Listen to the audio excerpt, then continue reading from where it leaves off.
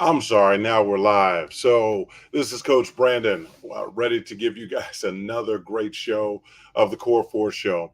One of the things that I want everybody to understand is that the Core 4 show is designed to really help you to get from where you are to where you want to be.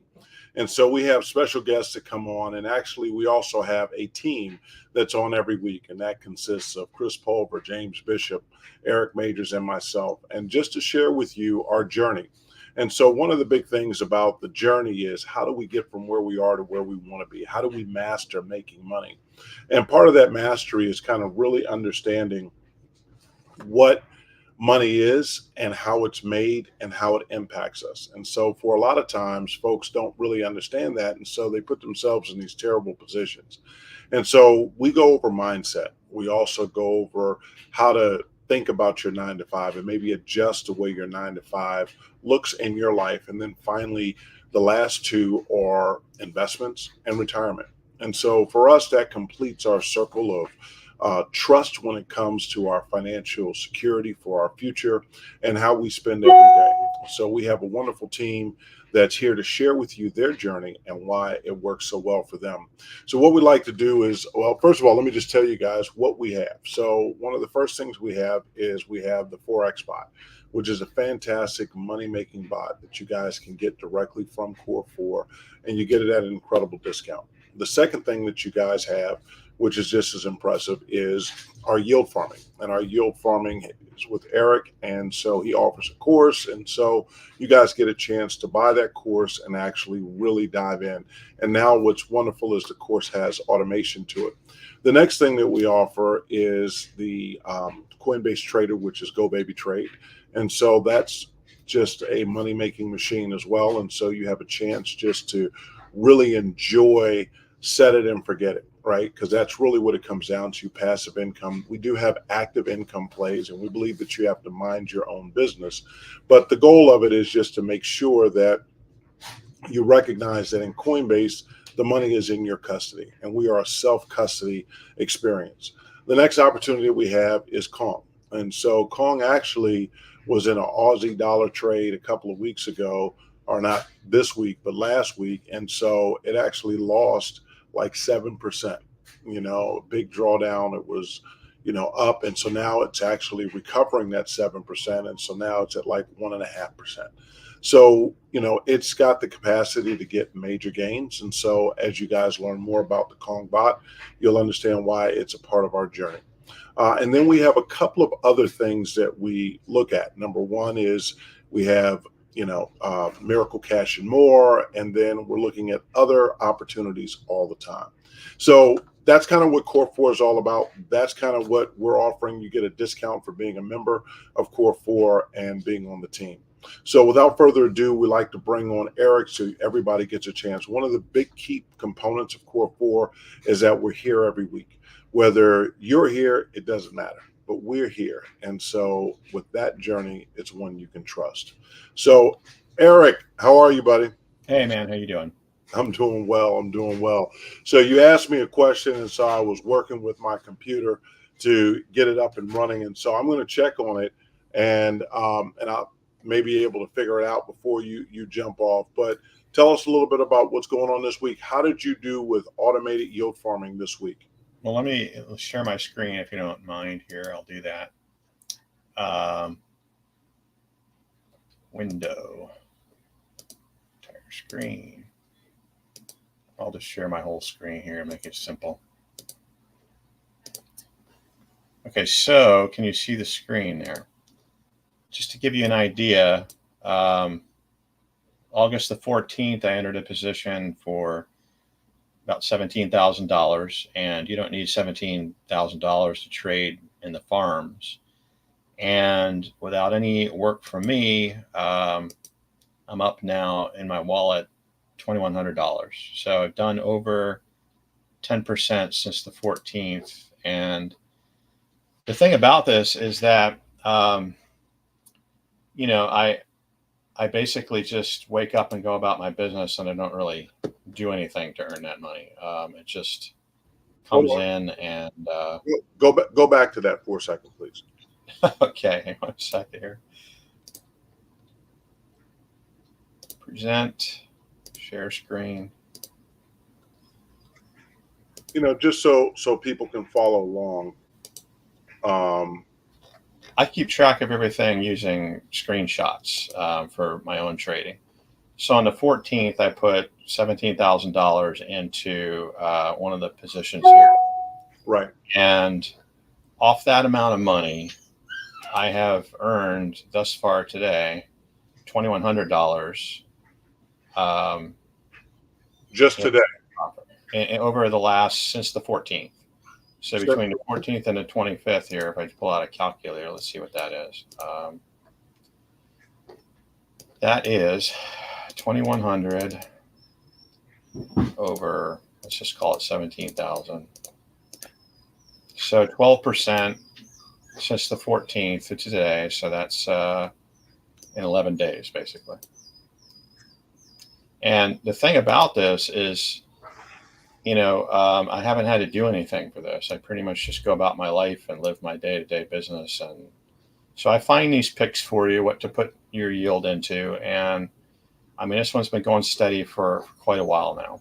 So go back. So the daily rewards that you get is $252 a day. Is that about average? That's about average, yeah, off that money. And now these are estimated APRs and estimated daily rewards. And this is just the earnings that you're in a given. It's kind of hard to explain what that is. That's insignificant. So you just pay attention to these numbers right here. And so you go to your MetaMask account, and then you're able to see it because it's connected to your MetaMask account. Yeah, I actually, for this one, I like to use Coinbase's wallet because it's just easier to see all the different currencies that you have in there in this particular exchange. And so we've earned some actual, extra incentives here, $52 in incentives, which I didn't even count, that you get incentivized for this particular pool that you're in. And then the thing just spits money out in my wallet every day. So that's the benefit of automation. On other farms that we use, we're in a lot of, I have to manually go in here and tickle it. Actually, I'm not on that one. Let me go to this other screen over here. So here's what Ethereum's doing. It's going up and down. I really don't pay attention to that. The underlying trade that we're doing is Ethereum. But here's another position here on another exchange on Orca. And on this particular one, I've made 20%. I put about $10,000 in here. This is a high risk position, so this balance goes up and down, but I don't really care about that. I just focus on earning this yield. So I've made 20% on that one since, let me see when I got into that. That was probably on this day here, which is since the 13th. So I made 20% since the 13th of August on that account. And but that one I have to manually go in and trade, meaning that I'll have to adjust this maybe once a day. I'll go in here and just adjust this around once or twice a day whenever I come around to it. But if I don't want to do that and I'm busy and I'm getting ready to go on a cruise the end of this month, I'm pretty much just going to be all my bigger positions are in the automated pools. I love it. So I basically show you how to do that, and then this is a good example. Look, you could do this with $1,000. I mean, my daughter's boyfriend, I just helped him put his account together using my course, and so he's in it. I mean, he's only 17. I mean, this is not hard to do. My daughter's been doing it since she's been 16, since I made the course, and I just made her go through it as a guinea pig. So this is something that anybody can do. My course gets people up and into those positions within less than 5 hours. I just redid the course recently. I made a whole bunch of adjustments to it to make it even quicker for people to get in there, not sharing any more information than they need. And so I got a lot of happy customers. I mean, a lot of. Here you do. All right. Well, I just, I wanted to kind of go through that a little bit. So the point, because the money obviously is in your Coinbase, the money is in your MetaMask account. And so, the only risks really are just that you're not going to make as much money in one month compared to another if the underlying assets depreciate in value. That's all. They'll come back again. So if you don't, you're going to be earning no matter what happens. And we're not trading on leverage, so your account's not going to get blown out. There's no risk like that. It's just that over time, the underlying assets that we trade, the value of them goes up and down. These are cryptocurrencies, or mostly blue chips, cryptocurrencies I was like just about Ethereum. to say that. Yeah, so we're not trading. Now I do trade these altcoins and things like that, but it's because I'm in front of my computer all day and I can squeeze them for a lot of money. I mean, I can make a lot of money off those things, and I teach you how to do that in a course. But most people don't have time for that. They just want to fire and forget, And so I don't know how you're going to do any better than 20% a month for fire and forget system, where you're not trading on leverage. You're not going to wake up to have your account blown out one day. None of that. There's no risk. Is that 20%? Is that going to be compounded on that automatic? It's your choice. I teach people to take their profits out, and automation actually takes it out for you automatically and converts it to US dollar denominated currency, because I want the option to use that as a hedge in case the underlying currency values do go down. Maybe I want to, if they're going down, I don't want to miss out on profit I could have had. So the system automatically withdraws it for me. And then if I see the market going down for some reason, I happen to notice that, then I might decide to jump in with some of the profit that I've already made. And I want to make that decision. I don't want to just automatically roll it back in there and then feel like an idiot that I never took anything out while it was going down. I want to make sure I got my next month's worth of bills paid for, and the next month after that before I speculate. Great. Eric, thank you. This is awesome as usual. And I know I'll be talking to you tomorrow. All right. God bless you. You too. All right, guys. So you get a chance to hear it. It's crazy. So we're trying to learn how to master making money. And so you have to mind your own business. And so leading into that, we have Chris and James, who are two incredibly amazing, intelligent individuals that actually analyze and predict the markets on a weekly basis. And you can go back to each show.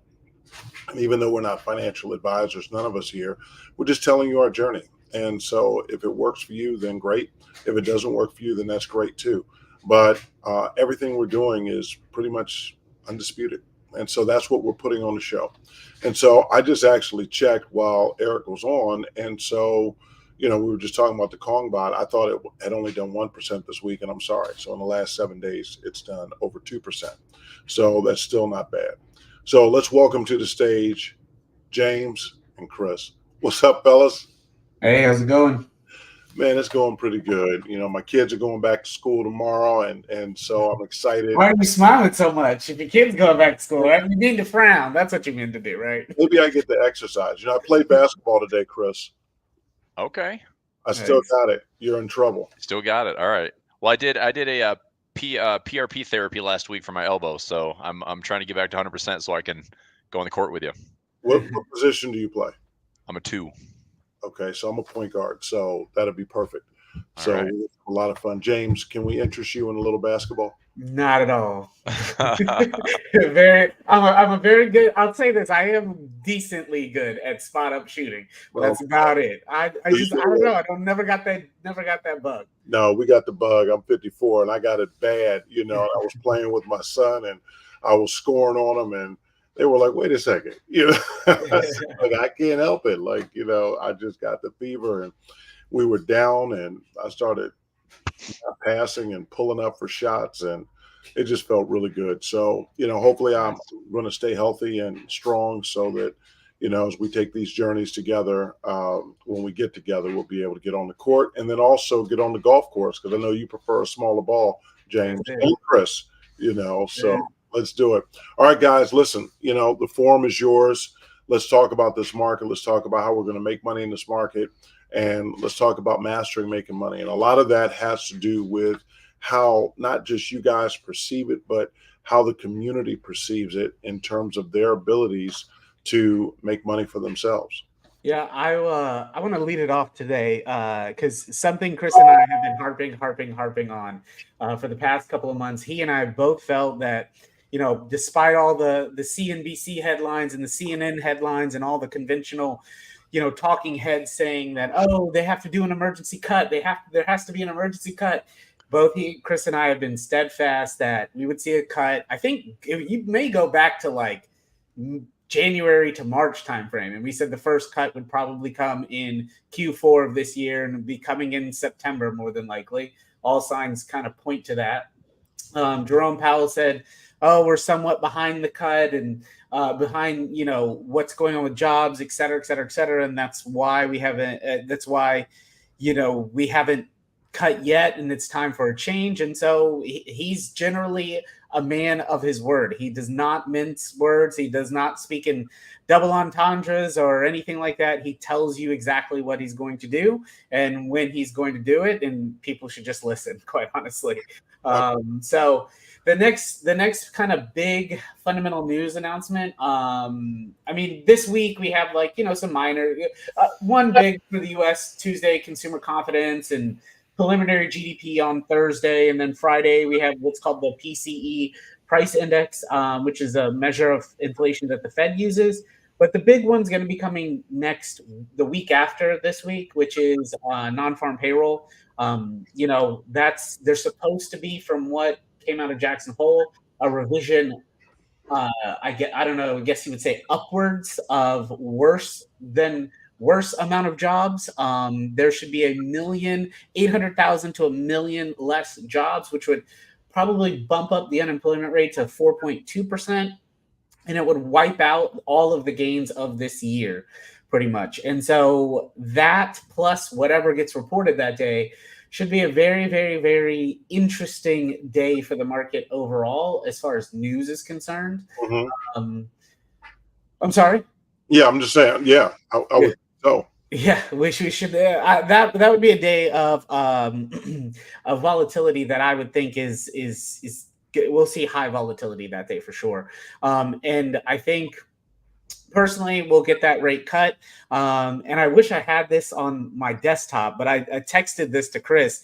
We're very much it's almost like a mirror image of 2007 to going into 08, these charts with this year right now, which is very, very interesting. Let me see. You know what? While Chris, if you want to hop in at all, go ahead, and I will try to get this on my main computer too and share it with you guys.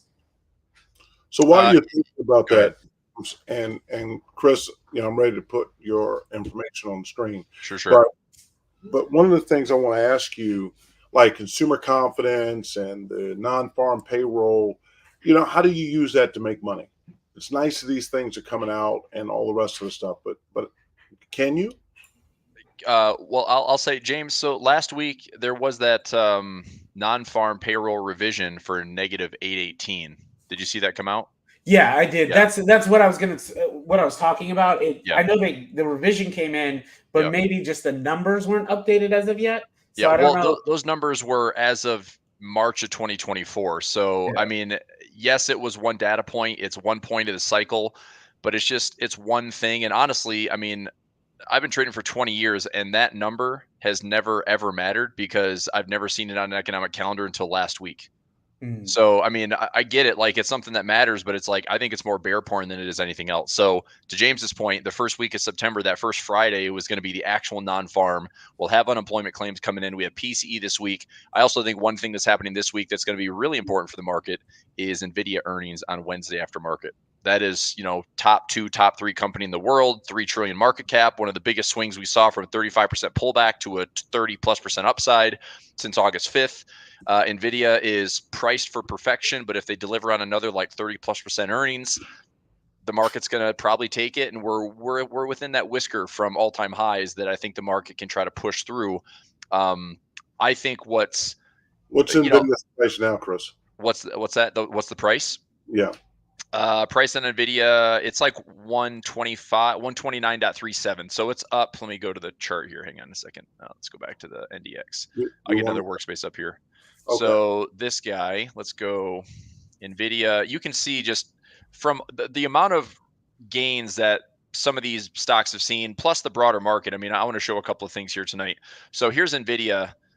From the top that we saw in late June, we retested mid-July. This is about the time that the actual stock market peaked. So the NASDAQ peaked around this time. The S&P peaked around this time.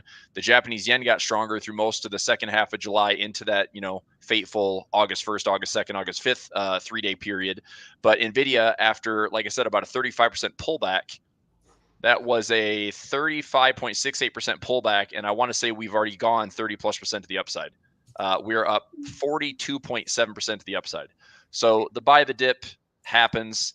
This is just one other time that, buy the dip culture has been rewarded in a big way. I thought was interesting is I followed a study last week that went back 20 years and found V bottoms at 5 and 10 and 15% pullbacks. And even the smallest V bottom at 5% takes an average of a year to recover. So the fact that we had a V bottom on this, fateful day, August 5th, and we took about 15 to 16 trading days to recover all of that V bottom and then some, it doesn't usually happen. So, I'm not saying that I'm bearish, because I think it's silly to be bearish. I think it's silly.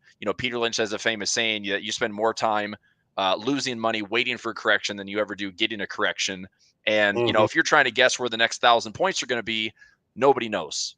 But if you're trying to guess where the next 5 or 10,000 points are going to be, it's going to be to the upside. At some point, the S&P is going to be at 6,000, 7,000, 10,000, but it may not be 6 months from now. It may not be a year from now. It might be, maybe we have a top, we have a recession, and things get really crappy for a while. But if you give it time, there is no 20-year period in the market going back to the history of the stock market that you could have bought at the toppiest top any time in a 20-year history, and you are 100% in profit within a 20-year period. So if investors have a time horizon of 20 years, you were undefeated for making profits. But not everybody has that horizon, obviously. But it's still like 90+% make money in a 10-year horizon, 82 to 83% make money in a 5-year horizon. So like I said, nobody knows where the next 500 to 1,000 points are going to be. I'm expecting it to be pretty volatile for the next 3-4 months. I think September, historically, I think I have a thing here. Let me find out. The September effect is very real. We go back to 1930, and the September effect is basically it's the worst performing month for a reason. 0.7% to the downside is the average September.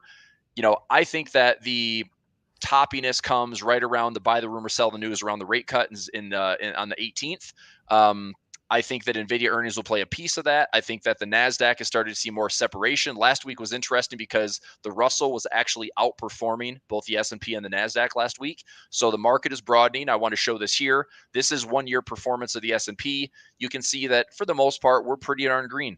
You can call this a healthier market than it was when we felt like it's super narrow, super concentrated. You go back to the last week, looks a little bit more mixed, but the last 2-3 weeks, the market's been ripping to the upside. But obviously the last month, we had a lot of recovery that had happened from that aggressive sell-off mid-July into August. So I look, if you want to be an active trader, you got chances to make money for the next 4 months. Who knows what's going to happen, how price reacts to the Fed, how price reacts to 3-4 different inflation points, 3-4 employment points.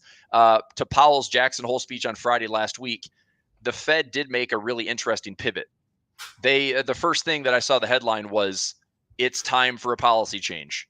And Powell proceeded to say that inflation is trending lower.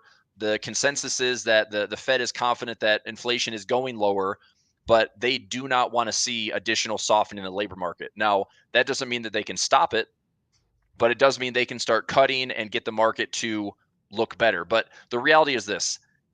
If you're going to see a recession, you're going to notice it in the stock market. That's the one thing that everyone's sitting here talking about, timing, and we got to get it right. We got to call the top. If the stock market drops by 5, 10, 15, 20%, the headlines that follow is we might be in a recession because price is already going to lead. Chris, I don't necessarily agree with that, because literally last week you and I sat here and said that it could be a Wall Street, Main Street recession, Wall Street, nothing. Yeah. And I think that government spending can help us stay out of a recession. It's helped since 2020. Because that's, that and consumption. And if we look at healthcare as the largest consumption, the largest section of consumption, then we may not see that recession because of the GDP markers. But I do think unemployment is going to continue to increase. I think even if the Fed were to cut by a full point next month, right, which probably not going to happen. I'm going to go ahead and say I will guarantee that's not going to happen. I'm going to say go put a guarantee out there. Probability but even is if they did, it'd be we're 6 going to get months to a 25 year basis before points businesses could leverage that. for sure. Because they have to By the end of refinance the the year, debt and then finance capital projects and then do hiring. yeah, by the end of the year, we're probably going to be. I would imagine we're going to be close to 100 basis points lower by the end of the year. This is looking like a 25-25-50 or a 25-50-25. Yep. But I'd say between 75 and 100 basis points will be lower than where we are right now. 100%. The Fed is going to want to see better inflation numbers. Hopefully, they're going to see stable job numbers. But like I said, I don't think they can control that. The interesting thing is we're sitting at these all-time, sentiment lows, all-time unaffordability for the housing index. This cut and this series of cuts that's coming is likely to stimulate, like James just said, business lending, financing on those 5 and 30-year periods. Because if somebody wants to go out and buy a car, who wants to pay 8%? My brother just bought a brand new, Kia Telluride for his wife, for her travels and stuff, and then the other one was passed down to their kid who's in college. But they're trying to pay it down. It was an 8+% financing for a brand new vehicle, which is insane. I'm looking at a house right now that's at 6.5% for current rates, but I'm not looking to close until like April or May of next year when I'm anticipating rates are probably going to be closer to 5%. And I'll still buy them down, and I'll try to buy them down and close at like 4.5 if I can. So I know that there's good things coming for the consumer that has the ability to make a house purchase, make a car purchase. But for everyone that is overextended and is financing through debt, I think it gets a little bit tougher, and the wallets get a little bit tighter. But to that point, I mean, look, I don't, it doesn't matter to me. Like, honestly, I'm so exhausted by trying to sit here and analyze and talk and find direction. Look, we've been pretty spot on with a lot of things this year. We've pretty much said be bullish for the first half of the year, be bullish up until the September rate decision, be bullish until the election, try to tighten things up. July was a bit of a slap in the face for a lot of people that were leveraged. Mid-July into August 5th, we had one of the biggest volatility events we've ever seen. We had one of the biggest vol crushes we've ever seen. It was absolutely an outlier for the last 35 years of the VIX and other things. And so I'm not looking to get crazy exposed with a ton of leverage, but I'm starting to diversify. I added some non-US exposure. I added some energy. I added some dividend plays. I'm trading tons of options on the indexes. I'm doing more tax loss harvesting. I'm doing things that I know will condition my portfolio to be bulletproof to finish up the year. Whether we're higher and we're talking at the S&P at 6,000 or we're talking about the S&P back below 5,000, it truly doesn't matter because I'm going to figure out how to make money. So where we are sitting right now, looking at this, I mean, we are so close to these highs that it wouldn't surprise me if we stall and we don't really have a lot of clear decisions till maybe Wednesday. But NVIDIA all by itself has the ability to move the market probably 1/3 to 0.5% just by itself with market cap alone. If we have a broad day good, broad day bad, we could see a 2, 3, 4% day in the market just because. I do think the market's a little. Yeah, go ahead. Chris, that gap right there that I'm looking at, I mean, at some point that's going to come down and touch them, right? Here's my thoughts, man. We had this high, we had this low. Now, if we were to respond to this gap initially, or we respond to this July 31st high, like James and I talked about last week on Core 4, if we responded to that, I would be more in the camp of this market is looking a little bit more like the bears have the upper hand. But at this stage, I mean, if we go sideways, I think there is a big opportunity to buy the dip and see if this thing is a pullback that the market would like to see. Maybe that, that 0.7% average in September, maybe a little bit nastier. But I would just be waiting for the signs to then see, can we get to all-time highs once again? There's enough stuff with fiscal stimulus. There's enough stuff with monetary policy starting to be more dovish. There's enough stuff with earnings to be sustainable to get us through the end of the year unscathed. And I do think that if I were to guess, I think that 6,000 is probably easier given the first half performance to the second half performance and how this all plays out historically versus the market just absolutely, basically shitting itself for the last 4 months of the year. I think the reality of 6,000 is probably easier to get to unless we just see ugly stuff happening. And if that's the case, look, I mean, go run and hide. But I don't think that, I don't know. I just don't like sitting in cash. I think right now, if you want to be in energy as a non-correlated asset, you want to be in Bitcoin as a non-correlated asset. If you're getting in gold and silver have been one of the best trades this entire year. In fact, gold is outperforming the freaking S&P, but it's up 22% for the year. It's outperforming your indexes.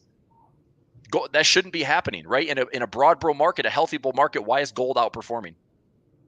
I mean, there's definitely something that like things are going to break. And I want to bring up one more thing. And James, I like your feedback on this. So I did a video last week, and here we have the NASDAQ on top. We've got the S&P and the Russell. All I brought up here is the alignments between when we have a Fed cut cycle, Fed cut cycle, Fed cut cycle, and where we're sitting right now. Now, there's only one cut cycle in this entire chart that goes back to 1998. This cut right here ended up yielding a rally into 98, 99 into the dot-com bubble that we saw in 2000, 2001. Other than that, we cut here in 2001, we cut here 2007, we cut here 2019. They were all terrible for the stock market.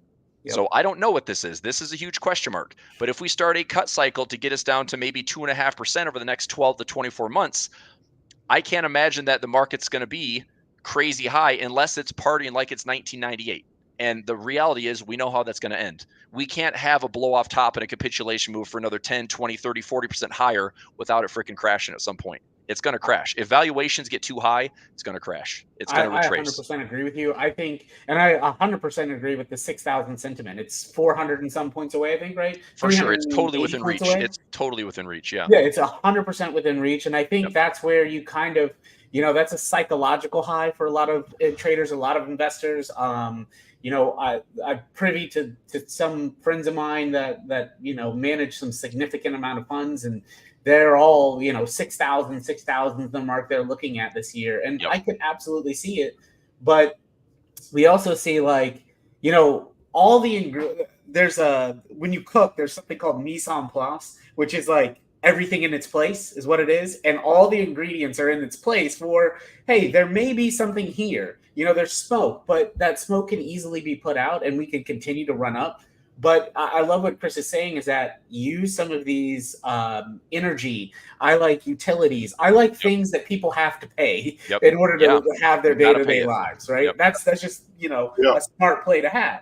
And that's some of that stuff that you can use to offset some of your riskier plays that you may be in. And that's something that I'm 100% a proponent for. I do think that, yes, there is opportunity for that, for the market to go up. For sure, I think there is. But I also see, depending on what happens because you just had one of the biggest thing, it blows, I think, to the everyday employee happened out of Texas. They blocked the FTC's ban on non-competes. So that holds everybody up who got laid off from Google, Tesla, all these other companies from going to another company. And so what does that do to taxpayers? The other thing I think that we see is we're literally right now in the midst of a massive wealth transfer of the baby boomer generation to Chris and I's generation, and we're seeing that happen, that first part of it has happened. Now it's the biggest swath is about to come. So what does that look like for individuals? What does that look like for the government with people paying potentially less in taxes, unless you had a 401k and then you're honestly paying the same rate. But we have all of these interesting things happening at once. And I agree. Every time we have rate cycle cuts, the market goes down. And that's just it's except for that one time in 98. And then it went down a year earlier. Yeah. So, and then it just built to a bubble. That's all it did. So let's say the Fed cuts the rates and you go back to that particular screen. And we just talked about that gap, for example. Is that the trigger that would make that gap potentially fill? Sure. And then possibly go up? Is that kind of what I'm hearing you guys say, that, the community can say, hey, listen, Fed cuts the rates. You can now anticipate it's probably going to go down based on historics. And then let's look at us going back up. Well, that gap is only 134 points away at the top of it. The bottom of it, percentage-wise, it's next to nothing. I mean, if we go from current price, NVIDIA missed earnings. This is only about 2% to 3% lower. Which again, in a healthy bull market this year, we didn't have a 2% correction until July. I mean, it was like a 1.5% max pullback for most of the year. The first part of the year was a 1.5% pullback. A little bit in April was like that 6-8% pullback, but it took days to do that. I mean, we could have easily a 2-3% pullback. Another chart here. Let me go to this. Let me pull up. Let's go. Fudge. Let's do this load out here. Okay, let's go VXX, which is the futures market for volatility. This one's, everyone's familiar with the VIX because that's what's known as the fear gauge. But if you go to VXX, so VIX is down to 1585, but still slightly elevated off of the previous lows we saw when it got super low, and that was Volmageddon 2.0 essentially is what we saw that August 5th event. But you go to VXX, this is truly the VIX futures, and we are still somewhat elevated compared to where we were when we got into July, and we're sitting here at these ridiculously low levels on the VXX. That is also another reason that led to this like volatility spike. So we're still pretty well elevated off those lows. So I could see the VXX staying in here. I could see volatility staying somewhat elevated.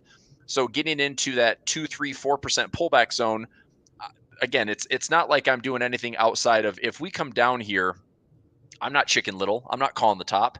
If this market wants to just simply break a trend line and then head back up, I can buy it with a stop loss below and then go towards that 6,000 handle. Because if it gives us a chance, I mean, okay, let's say right now we go straight to 6,000.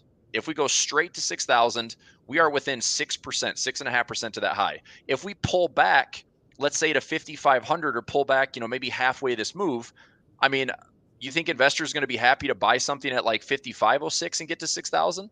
And all of a sudden we have an 8 to 9 to 10% move to the upside. Again, it's like that little discount makes it easier to finish the year strong. So I don't know. I mean, it could be self-fulfilling. It could be all eyes on 6,000. There's a lot of charts I have. That's a big resistance level anyway. But NVIDIA is going to be probably the biggest catalyst this week, in my opinion, as far as moving short-term price.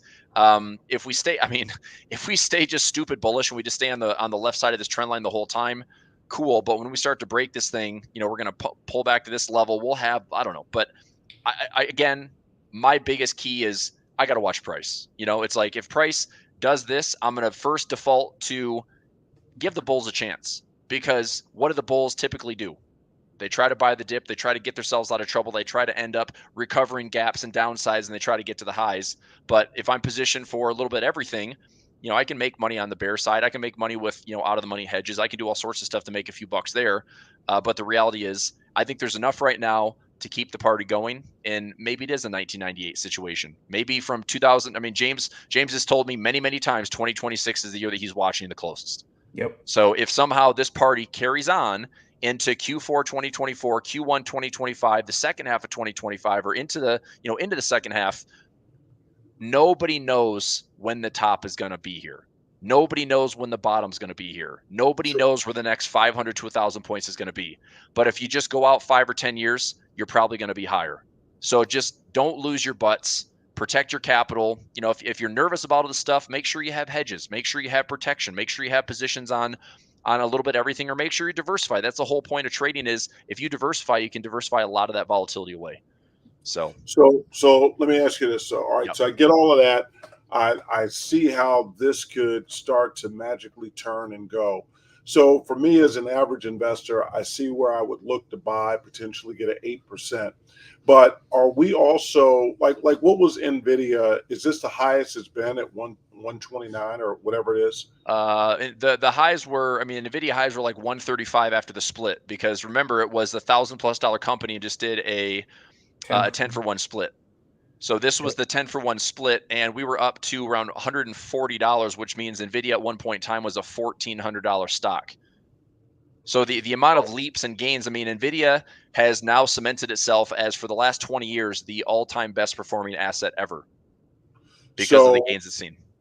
So doesn't mean it's worth $130 though. I'll tell you that much. And I will also say there's some high risk with NVIDIA. So Absolutely. Jensen Huang came out and said, Absolutely. "Hey, look, we're now 3 months behind on our next gen chips." And That's Intel, right. I think if you want to bring up a chart of INTC, Yep. I think Intel is a ripe opportunity, because they're at $20.53. You can see where they missed.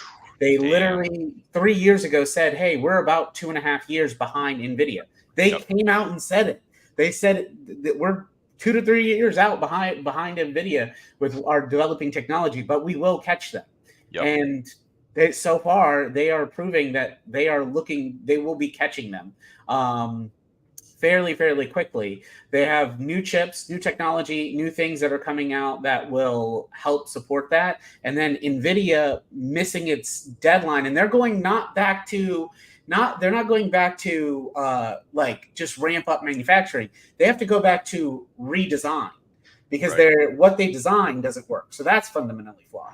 Then one thing, it's not common knowledge, but I'll share here again. I've shared it probably 2 or 3 times, is Tesla is making their own AI chips. Yep. Elon Musk diverted his order for Tesla, sent it to Twitter, and Tesla is using their own chips in-house, and they're going to test them for probably a year or 2. But, that's another money-making opportunity for Tesla.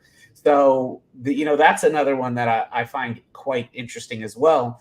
And then I think the semiconductor space, or sorry, not the semiconductor, the chip space is huge and it's massive. But is NVIDIA going to be the only game in town? No. It is a head start, man. Yep, it's 100%. They got a head start, and now the market is going to snap back. And you're catching up. Yep. Love it. Guys. One thing we talked about last thing, silver. I know you talked about silver last week. Love silver, dude. I read an interesting, because I went and started, when he talked about it, I was like, that's funny. I have silver in portfolio and stuff like that. We look it up, and then I started reading about it and reading more and more. A component used in every computer, every EV is silver. Yep. And there is a concerted worry. Is there enough to go, like, can we mine it faster? Yep. If not, the price is lit. And about 1999, or I think it was 4 ounces of silver equaled 1 ounce of gold. Right now it's 84 ounces of silver equals 1 ounce of gold. 84. So that ratio's got to revert. Yeah, exactly. So you're going to see a certain reversion to that ratio. So silver gets higher, gold gets a little weaker, and that's another great play for those. And then lastly, I talk about it all the time. If you guys want to find out more information, my email is right there on the screen. But there is an opportunity for you to invest using insurance that gives you a 0% floor, and you never have to worry about downside market risk. So go just talk about that just for 20 seconds. When you say floor, what does that mean? So typical investors know you take $100,000, market goes up 10%, and you now have 110. If the market falls 30%, you now have 80. If you're 100% of that money is invested, well, imagine if the market, you had that 110, the market fell 30%, and you still had that 110. They use a mix of options, as well as they insure your money against all losses. And so it's a way to be invested. The historical gains are 13 to 19% per year over the last 30 years. And so a lot of upside, very little downside. And then what I love is that once you build up an accumulated value, you can borrow out of that at a very low interest rate and reinvest it in something like this. And we've talked about it a bunch. Yeah. Brandon, is, you could take that money, reinvest it into the market, and then bam, you're making every dollar work twice, No, I love it. But they need to hear it. The community needs to hear it over and over and over again, so we can get them taking advantage of, insurance as well as an investment tool. Absolutely. Guys, this is great. This is exactly what we need, and the community needs to hear it from us on a regular basis. So thank you very much. Absolutely. For sure. All right. I'll see you guys next week. Thanks, Brent. All right, family. So look, at the end of the day, all we're here to do is just share a journey, share some opinions. And you can look at them as facts if you want to, but the way you really need to look at it is by looking at our history on this show, and to see where these two gentlemen are, and where Eric is, and where anybody else that we've had on the show. And when you see the level of consistency and commitment, then it should be where you tune in to any alternative opportunities that you want for your life. Core 4 represents those alternative opportunities. Core 4 represents major branding. It doesn't have a little bit of centralized, does it have a little bit of decentralized? Absolutely. To give you guys a nice, healthy balance of what the world has to offer while we're here. So with that being said, I love you whether you like it or not. I'll see you next week. Bye-bye.